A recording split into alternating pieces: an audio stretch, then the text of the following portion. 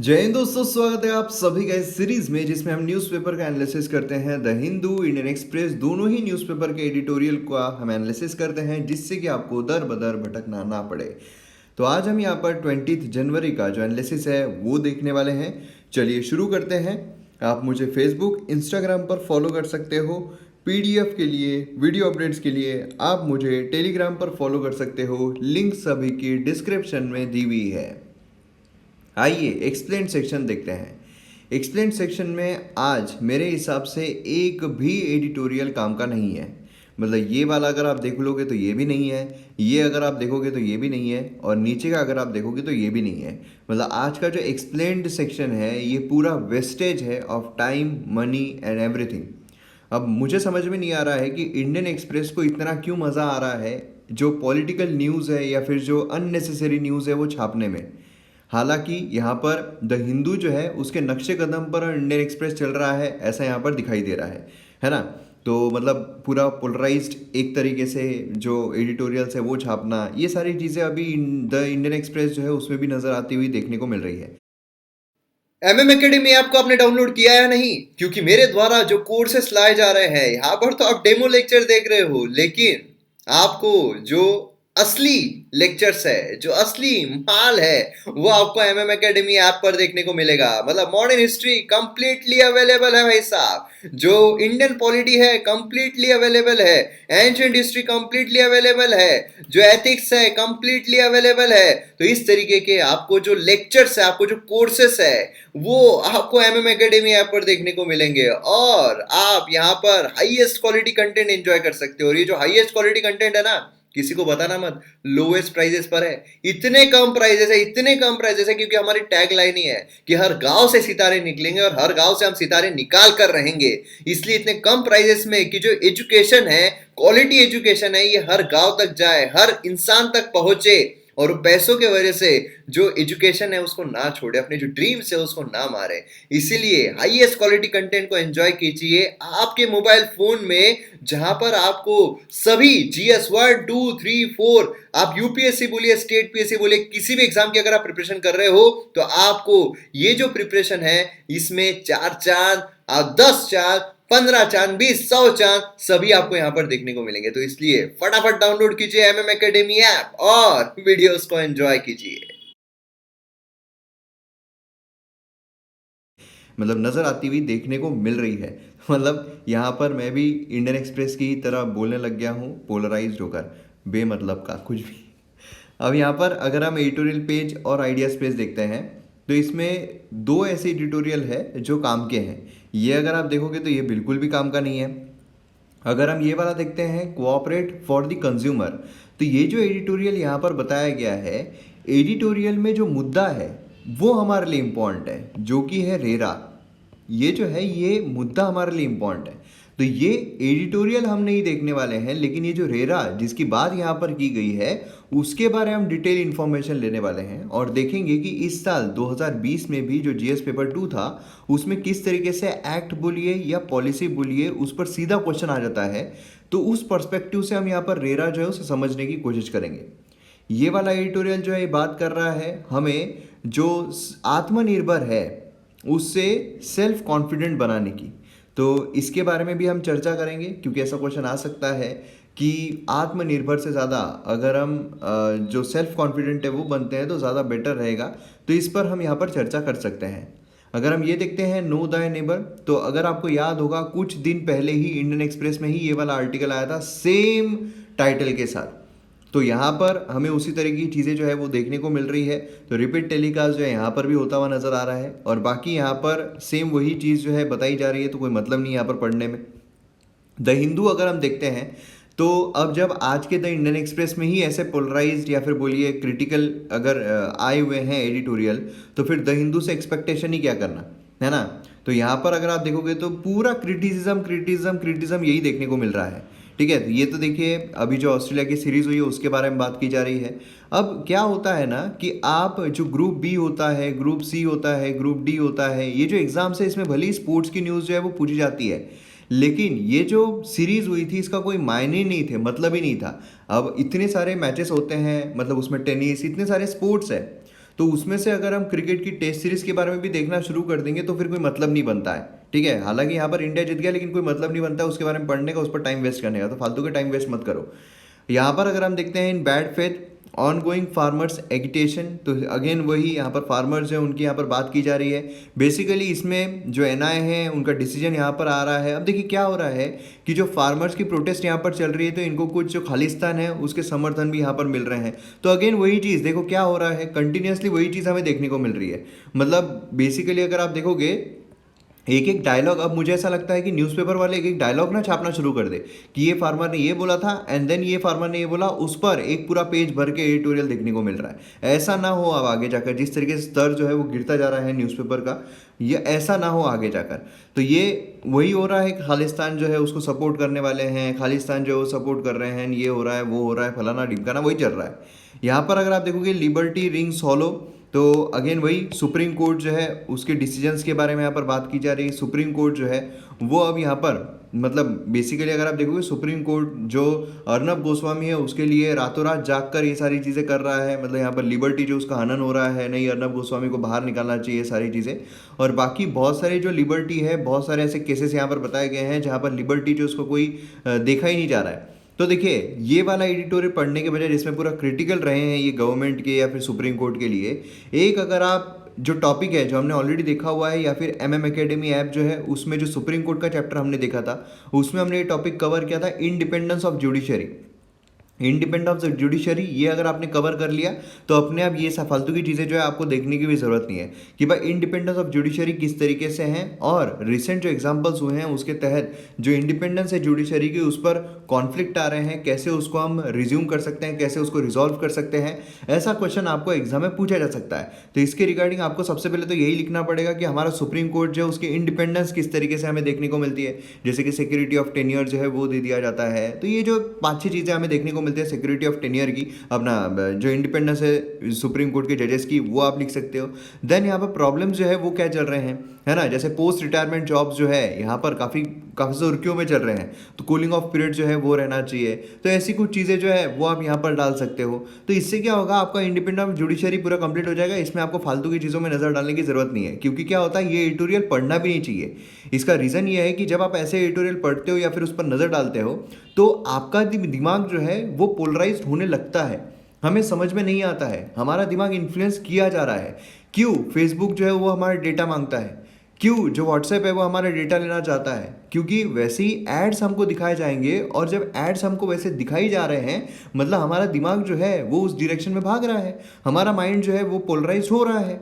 तो इसीलिए क्या है, जब हम ऐसे एडिटोरियल पढ़ते हैं हमारा दिमाग पोलराइज होना शुरू हो जाता है, और ये एक एस्पिरेंट के लिए बहुत ही खतरनाक या फिर बहुत ही बुरी निशानी है।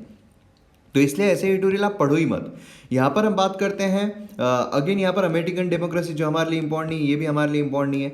ये इंडिया नेपाल रिलेशन जो है ये एक एडिटोरियल यहाँ पर इंपॉर्टेंट है। इस एडिटोरियल को हम यहाँ पर कवर करेंगे काफ़ी कॉम्प्रिहेंसिव तरीके से। तो आइए यहाँ पर पहले एडिटोरियल पर आते हैं, कोऑपरेट फॉर द कंज्यूमर। तो ये हमारे जीएस पेपर 2 के लिए इंपॉर्टेंट है। देखिए क्वेश्चंस कैसे आ सकते हैं, यहाँ पर एक क्वेश्चन आप देख सकते हो जो यूपीएससी जीएस पेपर 2 2020 में पूछा गया। क्या बोला गया है, how far do you think cooperation, competition and confrontation have shaped the nature of federation in India. तो अब यहाँ पर जो फेडरेशन है, मतलब फेडरेशन मतलब क्या है, हमारे यहाँ पर सेंटर है, देन सेंटर के नीचे हमें जो स्टेट्स है ये देखने को मिलते हैं, है ना। फेडरेशन मतलब क्या है, स्टेट एंड सेंटर का कोऑपरेशन, उसकी कोऑपरेशन के साथ, मतलब सेंटर के पास पावर है तो स्टेट के पास भी पावर है, इस तरीके से हमें यहाँ पर चीज़ों को चलाना है। इसमें क्वेश्चन क्या पूछा गया है, कोऑपरेशन, कंपटीशन एंड कन्फ्रंटेशन।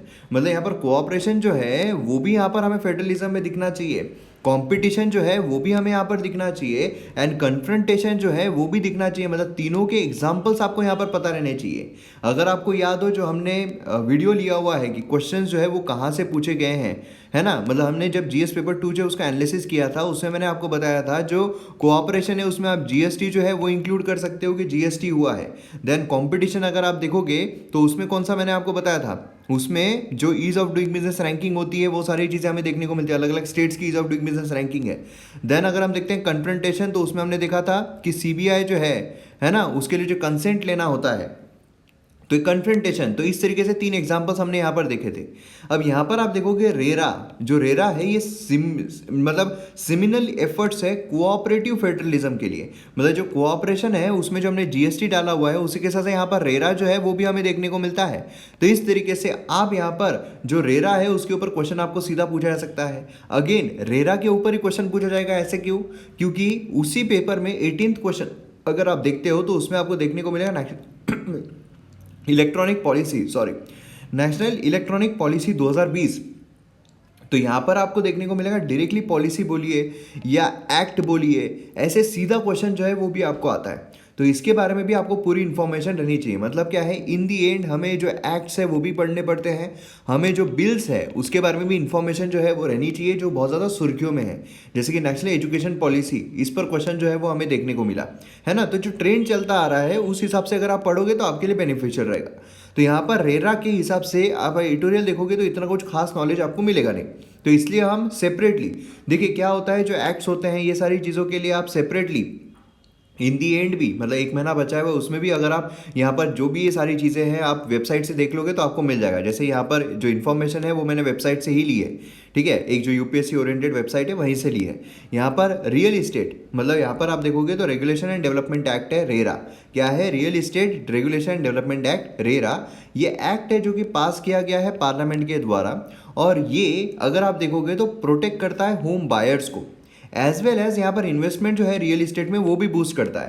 पहले क्या था, रियल इस्टेट अगर आप देखोगे तो उसमें काफ़ी ज़्यादा जो ब्लैक मनी है वो चलता था कि हाँ भैया यहाँ पर है कैश में खरीद लिया, ब्लैक मनी मतलब यहाँ पर खरीदा हुआ है 25 करोड़ का घर, और यहाँ पर दिखाया कितने में जा रहा है, दिखाया जा रहा है कि 5 करोड़ का घर जो है वो हमने बेचा है और खरीदा है, जिससे क्या होगा, टैक्स में भी राहत है और 25 करोड़ का घर जो है वो भी उसके पास आ गया है ना। तो इस तरीके से ब्लैक मनी जो है वो यहाँ पर काफ़ी ज़्यादा चल रहा था। तो उसे यहाँ पर कंट्रोल करने के लिए यहाँ पर रेरा जो है वो हमें देखने को मिलता है, जिसमें होम बायर जो उनको भी प्रोटेक्ट किया गया है, जिसके तहत जो बिल्डर्स है वो यहाँ पर प्रॉब्लम्स ना क्रिएट करे, या फिर जो बेचने वाला इंसान है वो दुप्पल में ना बेचे। और जब रियल इस्टेट जब मेन इसमें आ जाता है, मेन स्ट्रीम में आ जाता है, तो इन्वेस्टमेंट जो है वो भी यहाँ पर बूस्टअप होती है, ठीक है। तो ये हमें यहाँ पर देखने को मिलता है। रेरा की ज़रूरत क्या थी?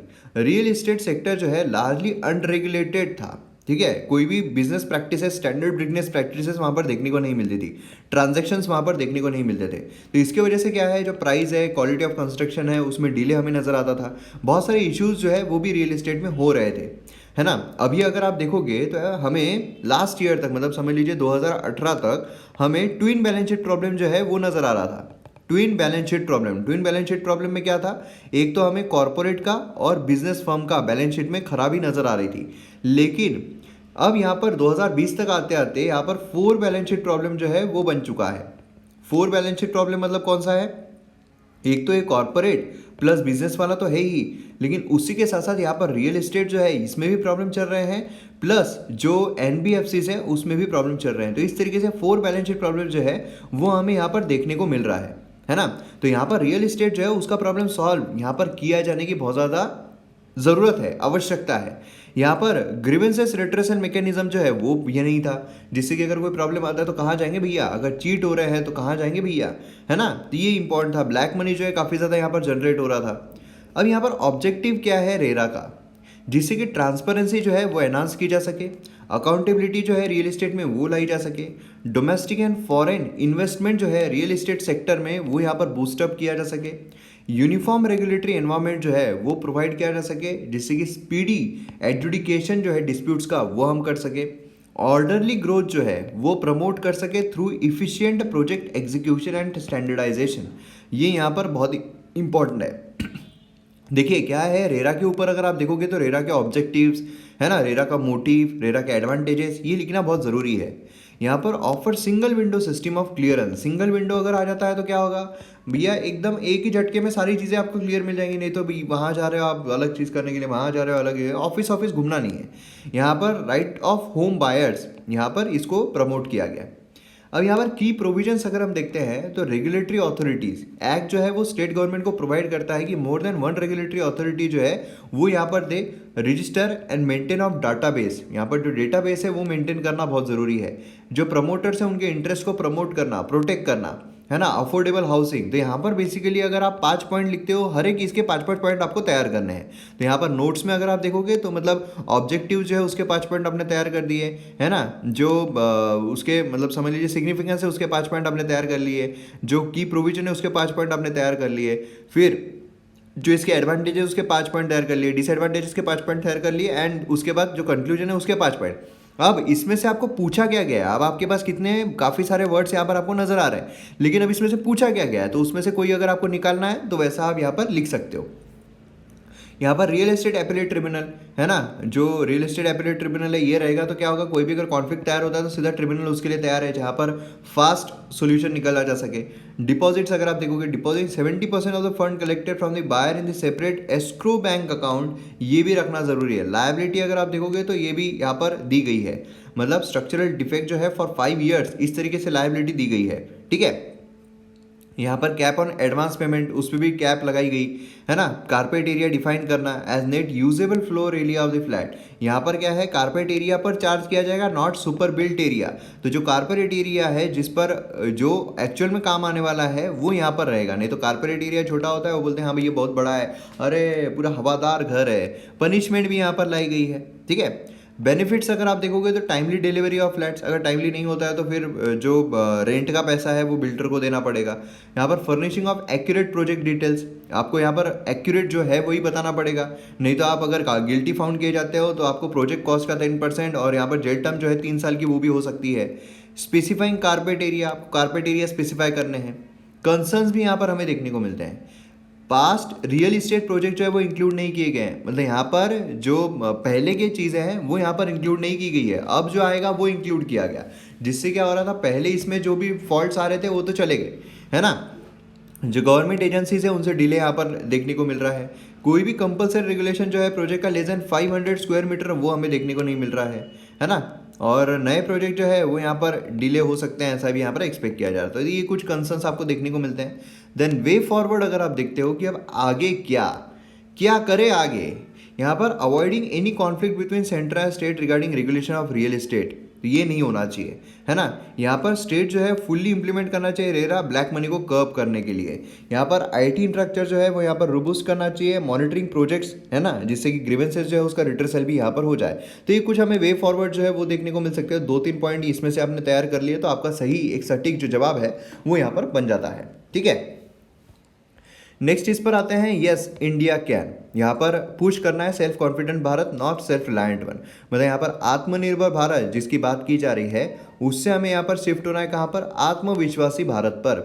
आत्मविश्वासी भारत, ABB, ठीक है। यहाँ पर आत्मनिर्भर भारत की कुछ पिलर्स आपको पता रहने चाहिए। अगर सीधा आत्मनिर्भर भारत पर क्वेश्चन आ जाता है कि आत्मनिर्भर भारत के पिलर्स क्या है, तो ये आपको पिलर्स के बारे में पता रहना चाहिए।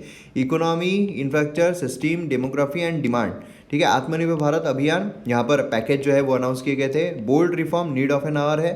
सप्लाई चेन रिफॉर्म एग्रीकल्चर के लिए, rational tax system, simple and clear laws and capable human resource and strong financial system. तो ये 5 पॉइंट यहाँ पर आपने लिख दिए तो आपका ज़बरदस्त एक जवाब जो है वो बन जाता है आत्मनिर्भर के लिए, है ना। तो इस तरीके से आपको जवाब बनाने हैं, आपको क्या करने हैं, पॉइंट्स लेने हैं, ठीक है। देखिए आपको इंफॉर्मेशन रहना, नॉलेज रहना एंड एग्जाम क्लियर करना, ये तीनों भी एक दूसरे से कनेक्टेड नहीं है। हो सकता है कि आपसे ज़्यादा किसी को बहुत ज़्यादा नॉलेज हो लेकिन उसने फालतू की चीज़ें पढ़ी हो, फालतू की चीज़ों का नॉलेज लिया, आपने सटीक जो चीज़ें हैं जो चाहिए वो पढ़ी और आपका क्लियर हो गया हो। एक आपको IAS ऑफिसर जो है जिसका रैंक आई गेस 47 या 48 कुछ तो भी आया था, उसने एक चीज़ बताई थी कि जब वो GS पेपर 2 के लिए जा रहा था, GS पेपर 2 के लिए, उस टाइम पर उसने क्या किया, उसने इंटरनेशनल रिलेशन पढ़ा ही नहीं था, इंटरनेशनल रिलेशन बिल्कुल नहीं पढ़ा था। उसने सिर्फ इंडिया के साथ, जिस दिन पेपर था उसके पहले दिन रात को सिर्फ उसने India, Nepal, India, China, India, USA जो भी उस वक्त न्यूज़ में थी उनके साथ थोड़े रिलेशन जो है वो यहाँ पर पढ़ लिए और उसी में से क्वेश्चन जो है उसके 3-4 क्वेश्चन उसी में से आ गए, उसी में से आ गए। तो यहाँ पर देखिए अगर आपने इंडिया के साथ बाकी पूरे वर्ल्ड का नॉलेज लिया हो लेकिन अगर आपने यहाँ पर चाइना वाला ही छोड़ दिया हो, नेपाल वाला ही छोड़ दिया हो, भूटान वाला छोड़ दिया हो, जो भी न्यूज़ में रहते हैं, तो फिर आपको यहाँ पर प्रॉब्लम जो है वो आ जाएगा, है ना। तो आपको मार्क्स यहाँ पर बटोरने हैं, उस हिसाब से आप यहाँ पर एडिटोरियल को देखिए, ना कि यहाँ पर चल क्या रहा है, क्या हो रहा है, वो तो बाद में आपको करना ही है वो सारी चीज़ें। और थोड़ा बहुत केस स्टडी पर्सपेक्टिव से भी कि कैसे आप अप्रोच करोगे वो सारी चीज़ों को अगर कुछ बुरा हो रहा है। इंडिया जो है यहाँ पर प्लान कर रहा है इंसेंटिव्स ऑफर करना कंपनीज को, है ना, जो चाइना से मूव हो रही है। तो एक तरफ यहाँ पर आप आत्मनिर्भर भारत की बात कर रहे हो और दूसरी तरफ ये भी सारी चीज़ें कर रहे हो। इससे बेटर है कि लोग कॉन्फिडेंट बना लो यार। मतलब क्या है कि यहाँ पर चाइना जो है उनकी तरफ से जो भी है, चाइना मैन्युफैक्चरिंग में बॉस है, चाइना मैन्युफैक्चरिंग का हब है। अब अगर हमें मैन्युफैक्चरिंग हब भी बनना है तो हमें क्या करना पड़ेगा, सारी कंपनीज को यहाँ पर इंसेंटिव प्रोवाइड करके आओ भैया हमारे देश में आप पधारो हमारे देश, नाना इस देश लाडो, इस तरीके से चीज़ें जो है वो हो जाएगी। अब यहाँ पर हमें क्या करना पड़ेगा, अगर हम यहाँ पर सबको कॉन्फिडेंट बना लेते हैं कि हम यहाँ पर कॉन्फिडेंट हो गए हैं तो सब अपने हिसाब से यहाँ पर चीज़ें जो है वो पूरी की पूरी कर पाएंगे। मतलब बेसिकली आत्मविश्वासी भारत अगर आप देखोगे तो ओन डोमेस्टिक डिमांड जो है वो यहाँ पर कर सकता है instead of sell to or demand to FDI, ये सब जो आ रहे हैं उसके लिए। आत्मविश्वासी भारत अगर आप देखोगे तो इंडियनाइज्ड अमेजॉन यहाँ पर वो ला सकता है रादर देन कि स्मॉल जो प्रोड्यूसर्स है वो यहाँ पर मार्केट एक्सेस लेने की कोशिश करें। समझ रहे हो आप? तो बेसिकली क्या है कि अगर विश्वास आ जाता है तो फिर कुमार भी आ ही जाएगा, ठीक है। नेक्स्ट हम आते हैं यहाँ पर इंडिया नेपाल रिलेशन जो है, यहाँ पर हम बात कर रहे हैं तो जीएस पेपर 2। अब देखिए इंडिया नेपाल रिलेशन ये आपको सेपरेटली तो तैयार करना ही पड़ता है। ये हम जो एमएम एकेडमी ऐप है उसमें जो इंटरनेशनल रिलेशंस है उसमें हम कवर करेंगे ही, लेकिन यहाँ पर क्या है जो इंपॉर्टेंट चीज़ें जो न्यूज़ में चल रही है उनको हमें ऐड करते रहना पड़ता है। जैसे हमें ये एडिटोरियल में देखने को मिल रहा है, देखिए क्या है कि हमें यहाँ पर मीट देखने को मिल रही है और ये मीट बहुत इंपॉर्टेंट है। मीट मतलब खाने वाला मांस नहीं, ठीक है।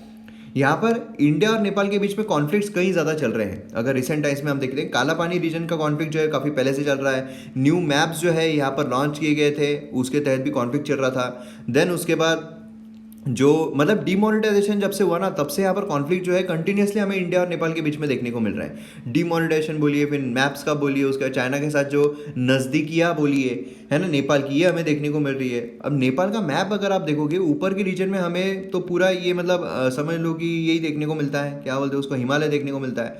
मोस्टली जो नेपाल से लोग रहते हैं वो ये वाले रीजन में रहते हैं। मतलब उनका कल्चरल एक्सचेंज जो है वो किसके साथ आता है, इंडिया के साथ आता है, क्योंकि यही जो ज़मीन है ये सही है फसल वसल उगाने के लिए, है ना। तो ऐसे सिनारियों में जो भी चीज़ें हैं वो इंडिया के साथ उसका कनेक्शन बहुत अच्छा है। तो अब यहाँ पर जब चाइना के करीब जा रहे हैं, मतलब भैया आप यहाँ पर धोखाधड़ी कर रहे हो, है ना, तो अब बहुत ज़रूरी है कि हमें यहाँ पर इनके साथ डायलॉग जो है वो रखना चाहिए, डायलॉग में बात करना चाहिए तब जगह। डायलॉग मतलब ऐसा नहीं कि शाहरुख खान वाला डायलॉग, क्या हो गया सेनोरिटा, ऐसे नहीं, ठीक है। अब मतलब बेसिकली यहाँ पर क्या है, वैक्सीन अगर आप देखोगे, है ना, वैक्सीन अगर आप देखोगे तो वैक्सीन चाइना इंडिया की तरफ से ये कर रहा है ना। तो ये क्या है, ये एक बेटरमेंट है। मतलब हमारे जो पॉजिटिवली हम यहाँ पर नेपाल जो है उनके यहाँ पर करीब जो है वो जा सकते हैं, ठीक है। अगर हम देखते हैं पार्टनरशिप फ्रंट पर तो एक्सपांशन जो है मोतीहारी और पेट्रोलियम जो अमलेखगंज यहाँ पर पेट्रोल पाइपलाइन जो आपको नज़र आ रही है, तो ये अगर हम देखते हैं तो ये काफ़ी इंपॉर्टेंट है। इसके बारे में डिटेल्स आपको यहाँ पर दिए हुए हैं, ठीक है। मतलब प्राइस जो है वो यहाँ पर काफ़ी रिड्यूस हो जाएगी, इससे काफ़ी बेनिफिट हमें देखने को मिलता है। यहाँ पर एंगेजमेंट जो है नेपाल के साथ वो हमारा काफ़ी डिपेंड हो सकता है। इंडियन ऑयल अ कैप्टिव कस्टमर यहाँ पर मिल सकता है, तो ये चीज़ यहाँ पर काफ़ी इंपॉर्टेंट हमें देखने को मिलती है। अगेन यहाँ पर बहुत सारे पाइपलाइन की बात चल रही है। देन अगर हम बात करते हैं यहाँ पर पैसेंजर ट्रेन की, तो पैसेंजर ट्रेन अगर हम देखते हैं बिटवीन इंडिया नेपाल यहाँ से, तो ये भी हमें यहाँ पर देखने को मिलता है और इसको फर्दर एक्सटेंड जो है वो भी किया जा रहा है। Cross border rail connectivity project जो है वो हमें यहाँ पर देखने को मिलती है। तो क्या होता है, ये जब आप कुछ एग्जांपल्स लिख लेते हो ना कि हमारा रिलेशन जो है और कैसे डिपेंड हो रहा है, तो कुछ एग्जांपल्स अगर आप लिख लेते हो, ये वाला एग्जांपल हो गया, ये वाला एग्जांपल हो गया, तो आपके जवाब में एक अच्छी खासी जो क्या बोलते हैं हम फर्म प्रूफ आ जाता है कि हाँ भैया आप जो बोल रहे हो सही बोल रहे हो और फैक्ट्स के बेसिस पर बोल रहे हो। रिसेंटली यहाँ पर जो इंटीग्रेटेड चेक पोस्ट जो है वो यहाँ पर लाया गया है, ठीक है।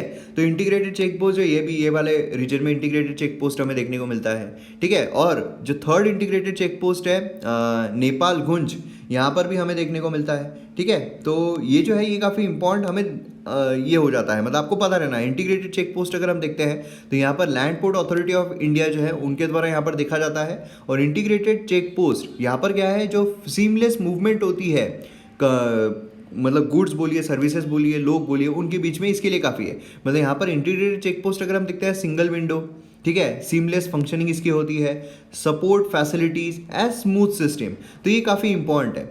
अब कभी कभार आपको क्या होता है कि यहाँ पर land port authority of India के बारे में पूछ लेंगे। ये एक स्टैट्यूटरी बॉडी है जो स्टैब्लिश की गई है land ports authority of India 2010 के तहत, ठीक है। और ये फोर्स में आया है 1 मार्च 2012 से, और इसके तहत यहाँ पर जो लोग जा रहे हैं, क्रॉस बॉर्डर मूवमेंट हो रही है, तो वो यहाँ पर देखा जाए, प्रॉपर तरीके से रखा जाए, इसके बारे में यहाँ पर रहता है। तो ये चीज़ आपको पता रहना चाहिए, प्रीलिम्स पर्सपेक्टिव से भी काफ़ी इंपॉर्टेंट है। अब यहाँ पर जाइंट हाइड्रो पावर प्रोजेक्ट जो है वो भी हमें देखने को मिलते हैं, जिसमें प्रपोज्ड जो पेंचेश्वर मल्टीपर्पज जो प्रोजेक्ट है वो भी हमें यहाँ पर देखने को मिलता है। तो क्या है यहाँ पर, अगर आप देखोगे हाइड्रो प्रोजेक्ट हो गया है ना, और उसी के साथ साथ अगर आप देखेंगे यूनाइटेड नेशन सिक्योरिटी काउंसिल है, उसमें भी ज्वाइंट जो यहाँ पर जो एक्सपांशन है परमानेंट मेंबर्स का, क्योंकि हमें 5 परमानेंट मेंबर्स देखने को मिलते हैं एंड बाकी 10 नॉन परमानेंट मेंबर्स देखने को मिलते हैं, जिसमें इंडिया जो है उसका अभी यहाँ पर इलेक्शन हुआ है ना, इलेक्ट होकर आया है, जो 2 साल के लिए रहते हैं। तो इस तरीके से क्या है, उससे भी एक्सपांड करना है, यहाँ पर 5 परमानेंट मेंबर उसको एक्सपांड करना है। तो इसके लिए क्या है, हमें जो हमारी नेबरिंग कंट्रीज है उनका सपोर्ट चाहिए रहेगा, क्योंकि चाइना जो है वो तो रोकेगा, लेकिन बाकी कंट्रीज जो उनका सपोर्ट चाहिए रहेगा, तब जाकर हम यहाँ पर प्रॉपर जो हमारी पॉलिसीज है वो बना सकते हैं। तो ये पूरा मसला हमें यहाँ पर देखने को मिलता है। तो आइए हम न्यूज़पेपर पर चलते हैं और देखते हैं कुछ खास न्यूज़ जो है वो निकल कर आ रही है क्या। तो यहाँ पर जब हम देखते हैं फ्रंट पेज, तो उसमें वही न्यूज़ है कि मतलब जो ऑस्ट्रेलिया से इंडिया जो है वो जीत गई है।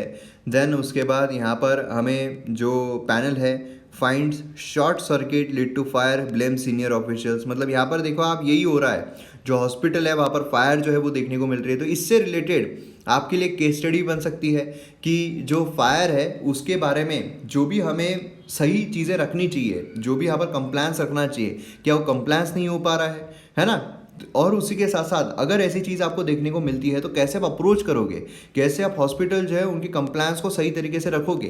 क्योंकि आप अगर देखोगे बिल्डिंग्स बोलिए या हॉस्पिटल्स बोलिए, उसमें कई ऐसी चीज़ें, कई ऐसी न्यूज़ हमें देखने को मिलती है। तो ये एक आपके ऊपर एक बहुत बड़ी रिस्पॉन्सिबिलिटी आ जाती है। तो कैसे आप इस चीज़ को देखते हो, ये एक इम्पॉर्टेंट है।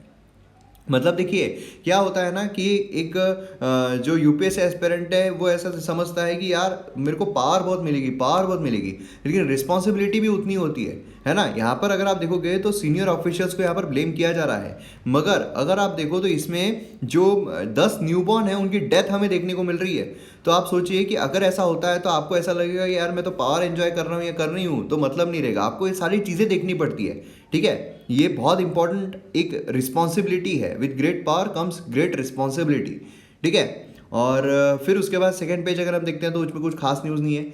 सिटी अगर हम यहाँ पर देखते हैं तो उसमें भी कुछ ऐसी कोई बड़ी न्यूज़ जो है वो निकल कर नहीं आ रही है। बस यहाँ पर बोला जा रहा है कि दीपिका के मैनेजर को यहाँ पर चार्ज किया जाएगा, एनसीबी ने कहा है, मतलब नारकोटिक्स कंट्रोल ऑफ ब्यूरो जो है उनके द्वारा कहा गया है। तो अब यहाँ पर आपको क्या करना है, जो हमने इतने बार नारकोटिक्स कंट्रोल, मतलब जब से इन लोगों को अरेस्ट करना शुरू हुआ है तब से हम नारकोटिक कंट्रोल ऑफ ब्यूरो जो उसके बारे में देख रहे हैं। तो अब आपको क्या करना है, आपको कमेंट सेक्शन में नारकोटिक्स कंट्रोल ऑफ ब्यूरो के बारे में लिखना है। ठीक है, यहाँ पर टीआरपी स्कैम जो है वो देखने को मिला, यहाँ पर जो बेल है, ये सारी चीज़ें, तो इसके बारे में हमें देखने को मिल रहा है। बाकी यहाँ पर कुछ खास न्यूज़ जो है वो निकल कर नहीं आ रही है। देन यहाँ पर हम नेक्स्ट इस पर आते हैं, तो उसमें भी कुछ खास न्यूज़ नहीं है। महाराष्ट्र में अगर आप देखोगे तो जो वैक्सीन है वो देना शुरू है, तो उसी के बारे में यहाँ पर बात चल रही है।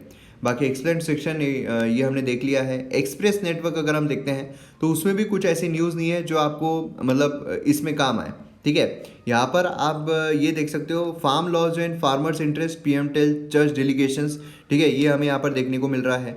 नेक्स्ट अगर आप देखते हो तो यहाँ पर जो राहुल गांधी है उन्होंने यहाँ पर बोला है कि मिडिल क्लास को भी यहाँ पर असॉल्ट किया जा रहा है। इस तरीके से न्यूज़ हमें देखने को मिल रही है। बाकी अगर आप देखोगे तो इतनी कुछ खास न्यूज़ जो है वो निकल कर नहीं आ रही है। नेक्स्ट पेज पर अगर हम देखते हैं तो यहाँ पर पोल्ट्री बर्ड जो है वो डेड फाउंड किए गए हैं महाराष्ट्र में। तो मतलब बर्ड फ्लू जो उसका बहुत ज़्यादा चल रहा है।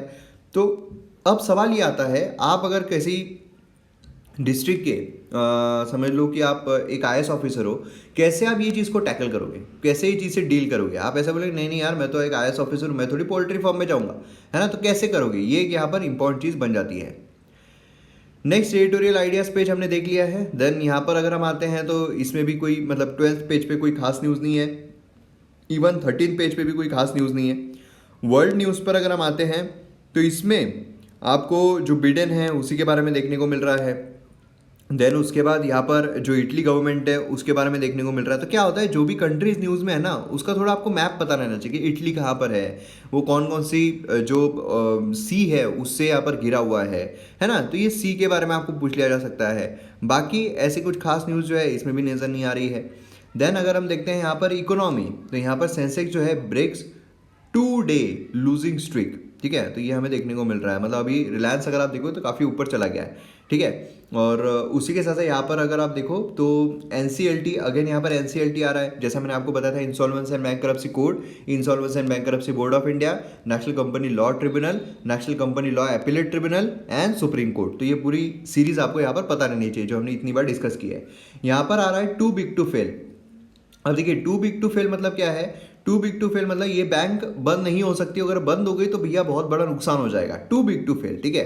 तो उसमें SBI, ICICI bank, HDFC bank जो है वो अभी भी यहाँ पर चल रही है, ठीक है। तो ये चीज़ आपको यहाँ पर पता रहना बहुत ही ज़्यादा ज़रूरी है, ठीक है। सिस्टमेटिकली इंपॉर्टेंट बैंक, तो डोमेस्टिकली सिस्टमेटिकली इंपॉर्टेंट बैंक अगर हम देखते हैं तो उसमें हमें एसबीआई, आईसीआईसीआई, एचडीएफसी देखने को मिलती है। तो आपको कमेंट सेक्शन में बताना है इंटरनेशनल लेवल पर, ग्लोबल लेवल पर सिस्टमेटिकली इंपॉर्टेंट बैंक में इंडिया की कौन सी बैंक आती है, ठीक है। तो वो अगर आप बता पाओ तो बहुत अच्छा रहेगा। तो ये हमें यहाँ पर देखने को मिलता है। बाकी अगर आप देखोगे तो इकोनॉमी इसमें और कोई न्यूज़ निकल कर नहीं आ रही। बाकी स्पोर्ट्स में अगर हम देखते हैं तो वही जीत गए हैं हमारी टीम ऑस्ट्रेलिया के अगेंस्ट में। तो इस तरीके से पूरी चीज़ जो है वो हमें देखने को मिल रही है। तो यहाँ पर हमारा वीडियो खत्म होता है। वीडियो पसंद आए तो शेयर जरूर कर दो यार। मिलते हैं अगले वीडियो में। जय हिंद।